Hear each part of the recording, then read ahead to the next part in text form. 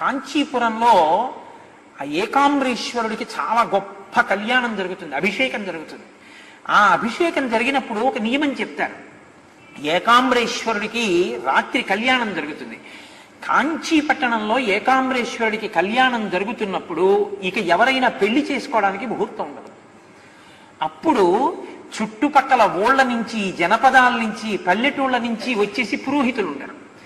కొన్ని వేల మంది దంపతులు మంటపాలు ఉండవు, కళ్యాణ మంటపాలు ఉండవు. చిన్న చిన్న దర్భాసనాలు, చాపలు వేసేసి కూర్చుంటారు.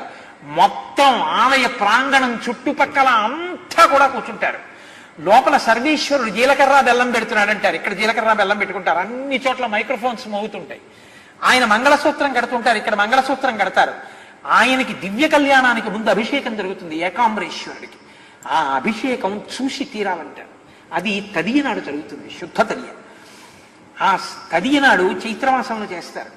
చేసినప్పుడు మీరు ఇక్కడ ఆకాశంలో తదియనాటి చంద్రరేఖని చూస్తే కాంచీపురంలో అభిషేకం ఆనాడు జరుగుతున్నటువంటి ఏకాంబరేశ్వరుని యొక్క అనుగ్రహం కలుగుతుందని. ఎందుకంటే శివస్వరూపం చంద్రరేఖగా ఉంటుంది అని. కాంచీపురంలో మీకు ఎవరైనా బాగా తెలుసున్న వాళ్ళు ఉంటే ఆ అభిషేకం జరుగుతున్నప్పుడు ఫోన్ చేస్తారు, అయ్యా బయటికి వెళ్ళి చంద్రరేఖ చూడండి అని ఫోన్ చేస్తారు. నాకు ఈ సంవత్సరం అలా ఫోన్లు వచ్చాయి, అయ్యా అభిషేకం పూర్తవుతోంది, మీరు బయటికి వెళ్ళి చంద్రరేఖను ఒకసారి దర్శనం చేయండి. నిజంగా మీరు ఈ మాట గమనించండి, ఆ రోజు చంద్రుడు చాలా గమ్మత్తుగా ఉంటాడు.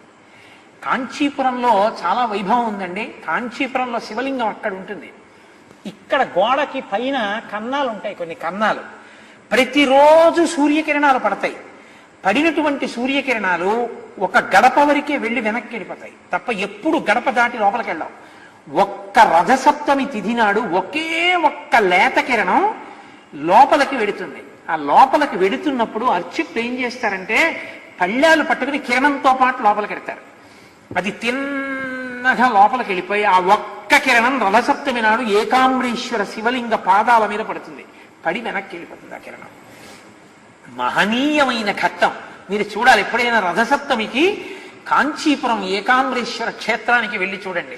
ఆ శివుడే చంద్రభగవానుడు, చంద్రుడిగా ఉన్నాను అని ఆయనే చెప్పాడు. అందుకే ఆ కంచిలో పృథివీలింగం, జంబుకేశ్వరంలో జలలింగం, అరుణాచలంలో అగ్నిలింగం, చిదంబరంలో ఆకాశలింగం, శ్రీకాళహస్తిలో వాయులింగం, కోణార్కలో సూర్యలింగం, శ్రీకాకుళంలో చంద్రలింగం, పశుపతినాథులో యజమానలింగం. అష్టమూర్తులుగా ఉంటాడు 8 లింగాల రూపంలో. కాబట్టి ఆ చంద్రుడే. అందుకని ఆయన లోకము యొక్క పాపములు తొలగించగలడు. ఆ చంద్రుడి వంక చూస్తూ వింటే